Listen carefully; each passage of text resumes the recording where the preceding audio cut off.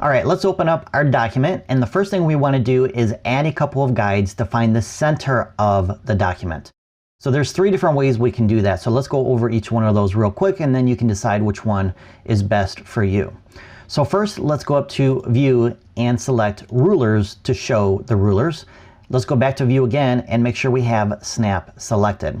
Now you can click on the top ruler here and drag out a horizontal guide. And with the snap option selected, it will snap into position once you get near the center. We can also drag out a vertical one the same way. I'm going to go ahead and undo that. Let's go back up to View, and this time we're going to select New Guide. From here you can type out 50%, click OK, and then that guide is added directly in the center of the document. And then of course you need to go back and add one for the vertical as well. And then if you have the latest version of Photoshop, I have 2020 at this time. If we go back up to View and select New Guide Layout, from here you can type in 2 for the columns, and then the rows you want to add a 2 as well, and then remove the information from the gutter, and that will place 2 guides right here. So again, we have the center of our document. So use whichever method is best for you. All right, we can now grab our ellipse tool to create our path by coming to our toolbar, clicking and holding on this icon to get this pop-up menu to get our ellipse tool. We also want to make sure that the type of ellipse is a path, not a shape.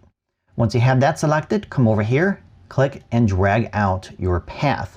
The only problem is it's not in the center, and we can fix that by holding down our Alt or Option key, depending on if you're on a Mac or PC, and that will place it in the center. The only problem is it's not perfectly round. Trying to get it perfectly round is going to be a guessing game. So instead, what we want to do is hold down our Shift key, and that will create a perfect circle for us. So go ahead and drag out the path until you get it to about that position right there. Release your keyboard shortcuts and your mouse button, and you're left with a path. All right, let's grab our text tool now, and we can begin adding our text to the path. But before we do, just a couple things I want to show you real quick. So right now, take a look at my tool icon, and when I get it close to the path or hover over the path, the icon is going to change to this with a curved line through it. So this is my indication that I can now click and begin typing text on the path. But before I do, take a look at this icon. When I go inside, the icon changes again. So this icon represents text that's going to be placed on the inside of the path versus on the path. So make sure you have the correct icon available before clicking. So I'm going to click right here, and I automatically have some text added to the path, and this is known as lorem ipsum text, or placeholder text, or in the design world, dummy text or filler text. And this is automatically added depending on your version of Photoshop or the preference settings that you have set up. Now, if you don't want text to automatically be added when you use the text tool, you can go up to Preferences, which is under Photoshop if you're on a Mac, and I believe it's under File if you're on a PC. So just go to Preferences and select Type, and uncheck this option here that says Fill New Type Layers with Placeholder Text. Click OK, and I'm going to go ahead and undo this. And then when I click, I start off with a blank slate. So I'm going to go ahead and type out some information, but first let's go ahead and pick out our font, any font you want to choose.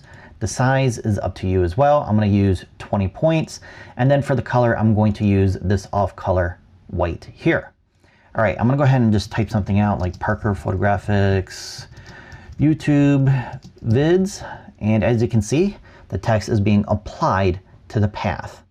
Now, the next step is to center this text so it's centered from left to right, and it's more on the top of the design versus part of the top and part of the bottom.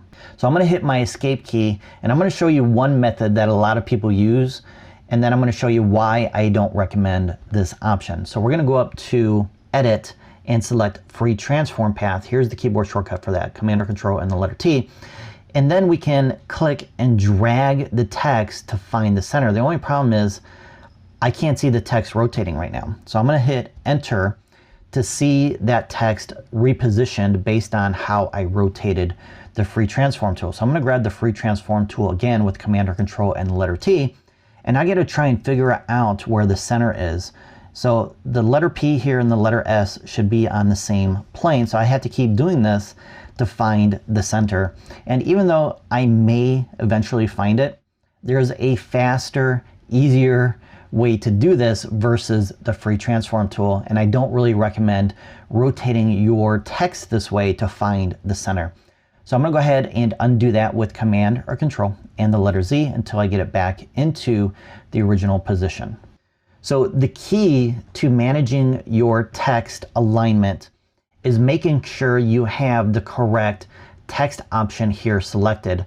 So we have left aligned, center, and right aligned. So if I click center, that's going to center it based on the start and the end points of the text based on where I placed it when I started typing the text. So you can change the start and the end points of your text so it's properly aligned in the center. So I'm going to go ahead and place this back on the left alignment for now. So to do that, we're going to grab this tool right here, which is our path selection tool. So you can grab this tool either here or with our keyboard shortcut, which is the letter A. And when I hover over my text here, you're going to see that the icon changes. It has an arrow on the right now, and then when I come down, it's on the left. So that means that my start point is right here, my end point is right here. Now, there's a third icon you can see based on the text options you have selected up here. When you have center selected, then that text icon is going to change to this one here. So I'm going to go ahead and go back to my text tool, and let me show you this real quick. So these are the three icons. So this icon tells you that that's the starting point, or the area where you can place the starting point. This is the end point.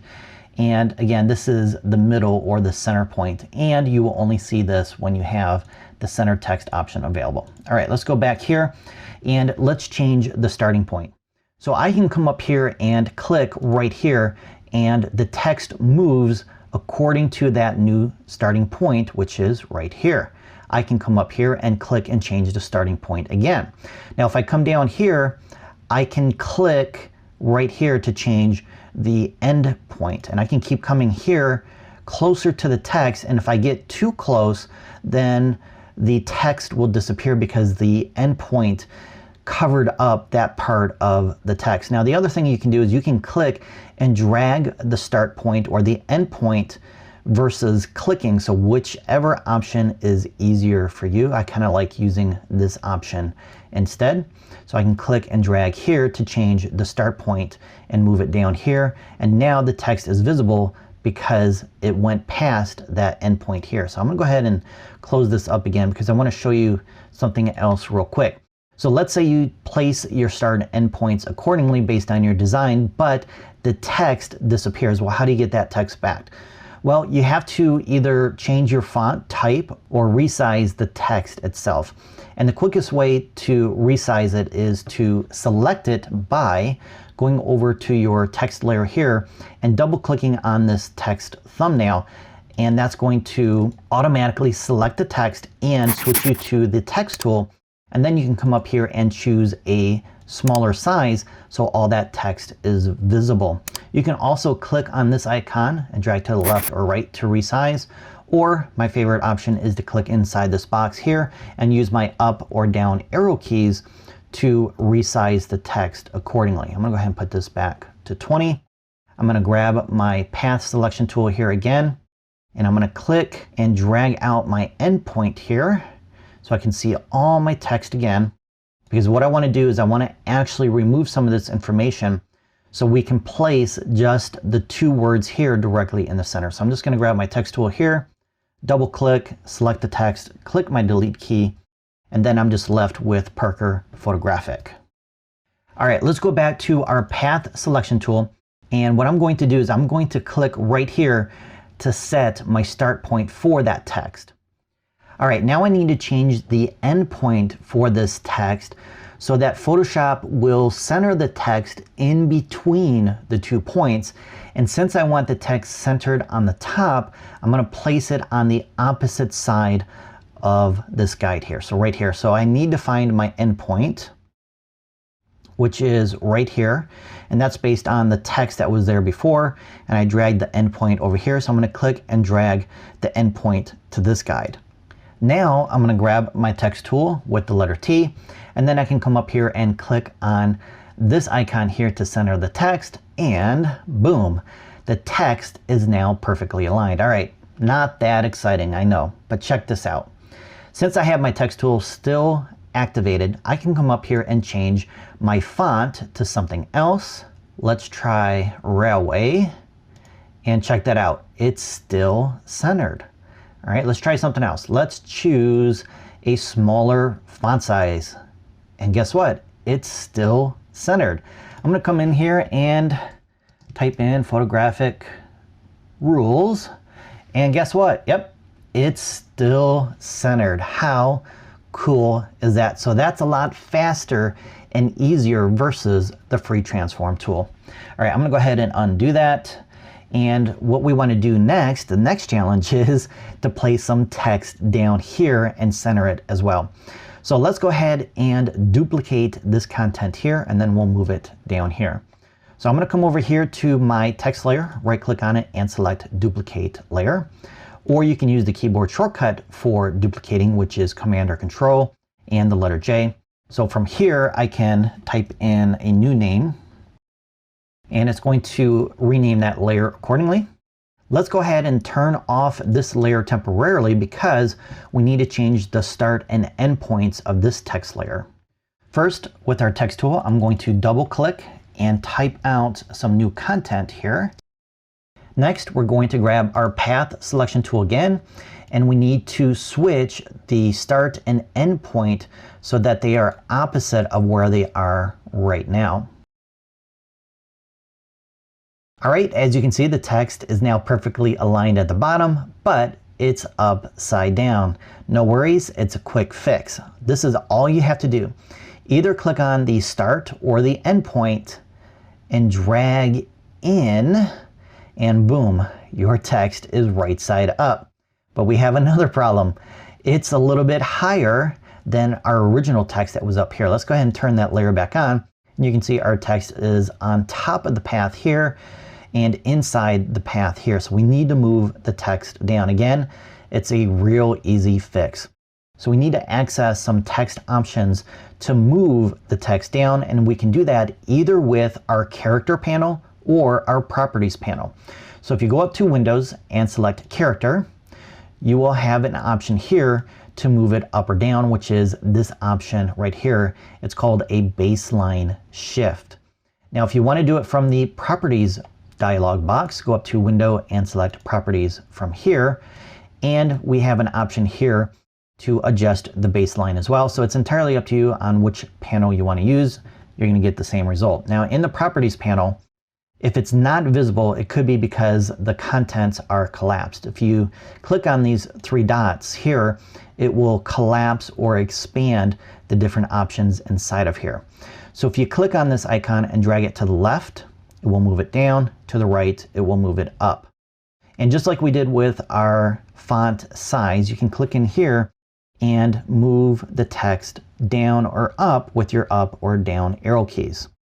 Now, I want to align this text so it matches the path that this particular text is on. I can't see my path right now. So I need to turn my path back on so I can see exactly where I want to place it. And we can do that by going to Window and selecting our Paths panel right here. So I can come in here and I can select my YouTube vids type path, and that will automatically select the path and make it visible. I can now come in to my baseline shift here and move it down until it's into the position where I want it. So for me, minus 15 points with a text size of 20 points. All right, now it's time to take action and apply what you learned by completing this particular design effect. So go ahead and complete it, and then I want to see your final design. And you can share that in our private Facebook community by checking out the link below, joining, posting, and you can also ask questions and network with other designers. Also, please help support my channel by subscribing if you haven't done so already, and liking and commenting on this video. Thanks for watching and have an awesome day.